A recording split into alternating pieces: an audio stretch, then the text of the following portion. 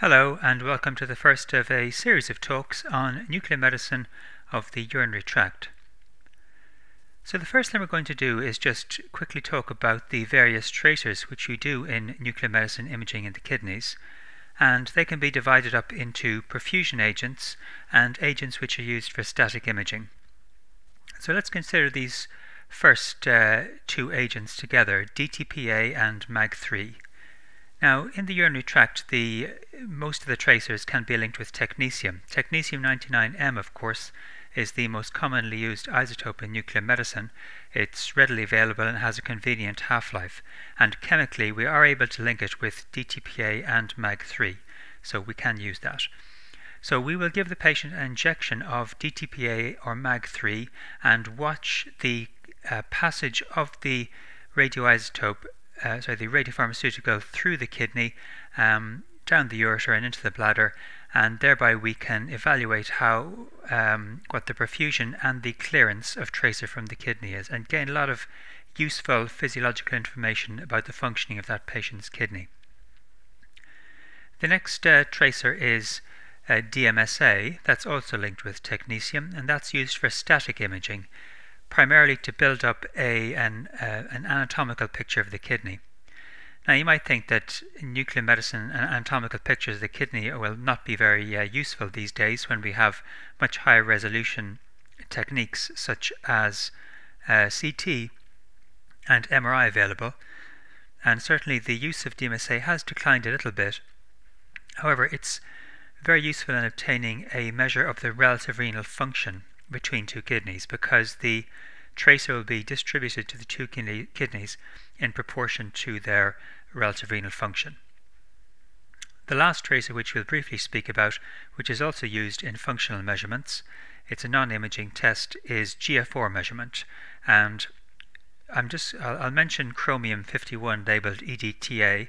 That's actually currently not on the market, and we're using DTPA instead, but you can use this tracer, which is filtered at the glomerulus, in order to obtain an accurate quantification of the patient's GFR, which is very useful if patients are considering giving a kidney for transplant, there's some confusion about the creatinine clearance measurements, or if the patient is having cisplatin-based chemotherapy, which is often dosed using the GFR.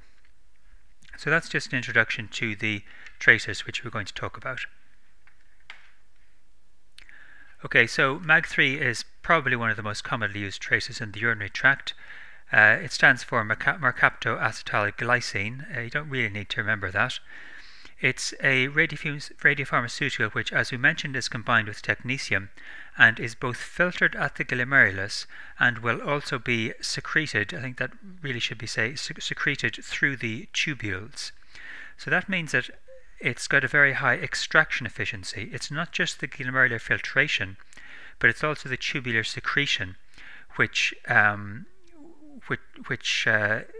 will take place, and therefore quite a lot of it during the initial bolus will pass out into the collecting tubules and give us a high quality image, and will test the kidney in terms of its physiological ability to clear the tracer. Now we can't just look at the patient will be examined underneath the gamma camera dynamically, and we will be able to obtain some visual information by looking at pictures, but also the real advantage of doing nuclear medicine tests over tests like an IVP examination is that we can draw regions of interest around the kidneys and perform a quantitative assessment, and we'll discuss that a little bit later on.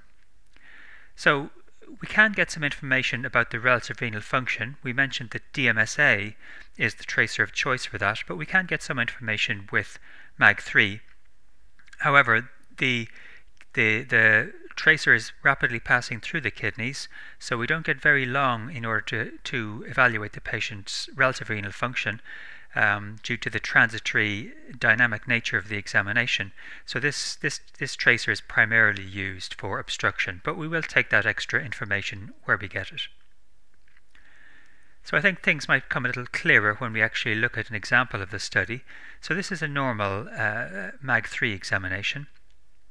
Now, it'll be slightly different, the setup is slightly different in different hospitals because different software is used and not all images might be included, but this one's included in quite a lot of places. This will be the early dynamic or vascular or perfusion images, and this is the first minute of the examination. So the patient is placed lying on the examination couch underneath the gamma camera. As you know, with many tracers we inject the patient in a separate injection room, but we need to start scanning straight away, so we have to inject the patient just underneath the gamma camera and start the acquisition of the images immediately. And you can see that because if we take a look at this picture up here, this is actually the patient's heart, and we have to include the patient's heart for some of the calculations which we're going to do, though we won't get into that at the moment. So this is actually the tracer coming down the SVC and hitting the patient's heart, and some activity can be seen there. And this is the first 5 seconds. You can see here 0 to 5 seconds. And then as the examination goes on, you're not able to see, but that's 5 to 10 seconds there, 10 to 15.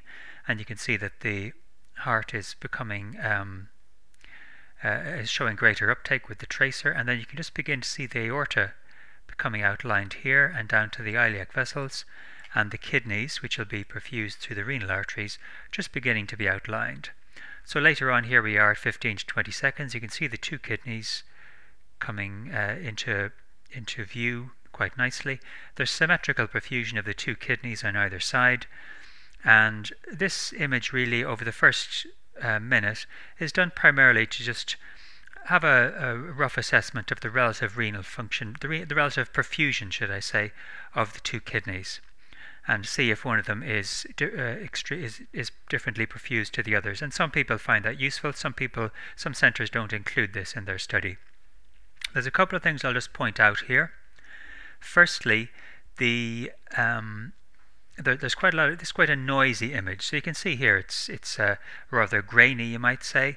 That is because each of these frames here is only 5 seconds, so there aren't many counts in it, and therefore there's a relatively low signal to noise ratio, and that's why it appears rather grainy and the images are not of particularly good quality. Now, the other thing which I'm just going to point out here is that, of course, in radiology generally we have the right hand side over here. This is usually the right, and the left is over here if you look at, for example, a coronal CT scan. But that's not the case here. Why is the right here and the left here? This appears to be the other way around. Well, the reason for that is we usually nowadays have a dual-headed gamma camera, so we can acquire anterior or posterior images. But your kidneys are much closer to the back than the front, so it is customary to look at to process and pay attention and do our reporting through the posterior images. They're going to be the most useful ones in most circumstances. So although we do acquire anterior and posterior images, we only process the posterior ones in most cases for standard reporting. So that's the reason that this is the right markers on this side and the left markers on this side. It's because it's a posterior view of the patient. Okay, so we'll move on to the next set of images. So we just saw the first minute of the examination, and that was quite noisy. Now what we have, which again not all centres will do, is to produce 4 images, one each of the first 4 minutes. So this will be actually the summed images here of what we've just seen. So this is 0 to 60 seconds. So that's all these images summed together. This is the next minute, that'll be 1 to 2. And then here we have 2 to 3 and 3 to 4. Why do we do these pictures? Well, again, the examination is not primarily orientated towards the detection of renal scarring, but we still do like to have a look for that. So this gives us a general impression of the shape of the kidney, and sometimes we can identify abnormalities such as renal scars present. So one of these 4 pictures will usually give you a reasonable nephrogram type picture. Not of the highest quality, but they are sometimes useful. You can see this one is rather faint because there isn't really very good uptake at this stage. This one here, we've already got some tracer clearance into the pelvic calyceal systems, but probably this one here or this one here are just about right, and we get a reasonable look at the shape of the kidney here, and we could hopefully identify large scars or large lesions if they were present. So it can be a useful image to have. Now after that becomes one of the most important images that we produce during the renogram, and that's the later dynamic phase, and these are usually 3-minute frames which we're obtaining here. And you can see that here we have the first 3 minutes, then we've got the next three, here's 9 to 12, 12 to 15 and so forth. And this is rather like an IVP examination or IVU examination, which you might be familiar with. And you can see that the nephrograms are produced. We've got concentration of tracer here in the renal calyces and on this side, and the renal pelvis here on the left, and that's cleared slowly through the examination. You can see that there's a rather, perhaps the clearance begins to accelerate at this point, and that's because diuretic is customarily given, usually 20 milligrams of furosemide IV is usually administered at 15 minutes, so there's usually a good bit of extra clearance after that, or clearance is accelerated after that. And you can see this patient, they've rapidly cleared, so in fact they've cleared by pretty well by 18 minutes. So you might say, well, we could have stopped the examination at that point, but it's customary to continue for about 30 to 35 minutes before concluding. And you can see that the bladder is beginning to fill up here, and we do need to have the bladder, a part of the bladder at least, on the image for some of the calculations we're going to do. So the technologist has to try and get some of the bladder on, and they obviously have to have some of the heart on, as I mentioned before, during the dynamic phase, because that'll be also used in some of the quantification calcifications, calculations that we're going to make later. So I'm just going to clear this page here. So this is the later dynamic phase of the renogram study, the 3-minute frames. And now you might say, well, this is really just a poor quality IVP examination. Why did we do this test? Well, what we can do now is we can do some quantification. So we can draw regions of interest around the kidney, and then we can calculate what's called a time activity curve. So I'll explain by doing it in a couple of the frames. What happens is the computer will aid us in doing this, but basically we're going to draw a region of interest around this kidney and this kidney, and then we're going to count the counts in here over this time period, and then we'll do the same on this frame and this frame, oops, here. And in actual fact, there will be more frames than this. There'll be multiple frames, but I'm just giving you a rough example here. So all of the various frames will have a region of interest drawn around them for the kidneys, and then we'll have various values. So we might say, for example, there were, let's just say for the sake of argument, 4 frames here in this, and this is obviously a bit more activity in it because there's tracer here, so this might be 8 frames, and then this might be 12 frames, and so forth. So we will get activity in each of the kidneys, and of course this is going in time as well. So we can then draw a graph of the time on one axis, which will be here, against the activity, which will be on this axis here. And we can draw a graph demonstrating the uptake and clearance of the tracer through the kidney. And I suppose you might say, well, if we look at these pictures, we can see that the activity increased here, increased, and then it decreased and it was cleared. So if we were to draw that curve for this left kidney, we might get an increase as it went up, and then a decrease as it cleared away down to nothing. And this, of course, is what we have here. This is the time activity curve, and this is the other very important image which you'll be looking at when you report these examinations. So pretty much all of these renograms will have a later dynamic phase, and they'll have a time activity curve. That's what these two pictures are. They may or may not have an initial early dynamic phase, and they may or may not, although I think I haven't seen an examination without these, most centers will process these images as well. So what information will be gained from this? Well, as we've said, we'll draw regions of interest around the two kidneys, and you can see them here. This has been done for us.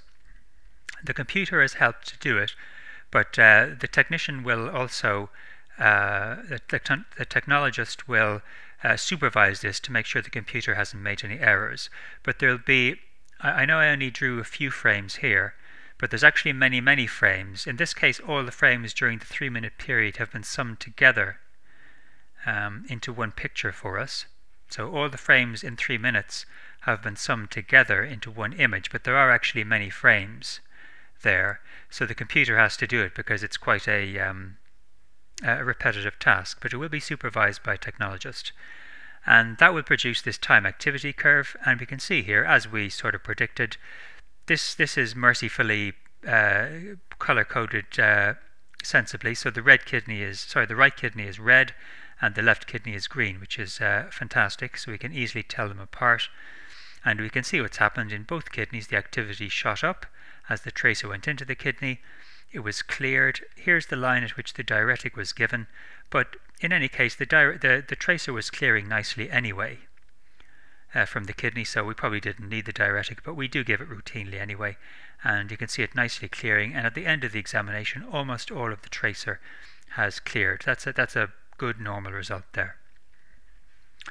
So these are normal time activity curves on the left and on the right, which is good. Now, I'm not going to get too much into the mathematics of how these are calculated. I may do a video on that at some point, but suffice to know perhaps at the moment that we can calculate the relative renal function between the two kidneys by examining the counts during the early phase of the examination, while the kidney is on the upstroke of activity here, while it's taking up tracer. So what we can do is we can calculate, again, I think I won't go into too much detail here, but we can make some calculations which will enable us to determine the relative amount of activity between these two kidneys based on the rapidity of their upstroke here, and in some cases compared with when the tracer hit the heart and when it hit the kidney. So I'm not going to say too much more than that, but there are two main methods we use.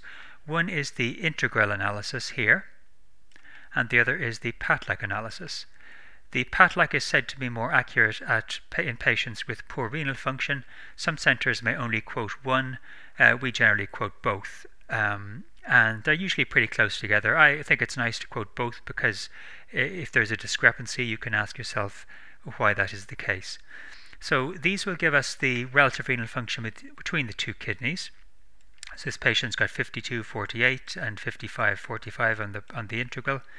So pretty similar really. 55/45, that's that split there is the limit of normality. So that's the normal range in which we might expect kidneys to vary by. So the other measurement which you might see is what's called the output efficiency, or they've called it the outflow efficiency here. That is the proportion of the tracer which is cleared after a certain amount of time. And there may be a graph accompanying that, which we have here. So, of course, in the very early phase of the examination, you can see here, the first few minutes, all that's happening is tracer is coming into the kidney. So I might just change my pointer color if I can do that. Let's go for yellow, see what that's like. So in this point here, we only have tracer coming in, so there's no clearance from the kidney at that point, and that would correspond probably to this time here when it's coming in. But after a certain period of time, of course, the tracer will start to clear, and it's at this point that the rate of clearance, at this point here, the rate of clearance from the kidney will exceed the rate at which the tracer is coming in, and that's why the curve starts to go down. And here you can see this is the tracer starting, the activity starting to clear from the kidney at this point. So this is clearance, clearance, clearance as a proportion of the activity starts to clear, and we can check it at 30 minutes. That's quite useful to see how much is cleared, and this is going to be, I would just guess without looking at it, about 98% there, and indeed it is. So 98% has cleared, 97%. I'm not quite sure which kidney is which because I had to chop this off to chop the patient's demographics off. This is usually labelled at the top, but they're quite similar, so I can't immediately tell you which kidney is which. I think the right one's there and the left one's there. But in any case, this is a normal output efficiency. The normal output efficiency is greater than 78%. Whoops, I'm just going to write that over here. The normal output efficiency is usually greater than 78%. So this patient's got 97, 98%.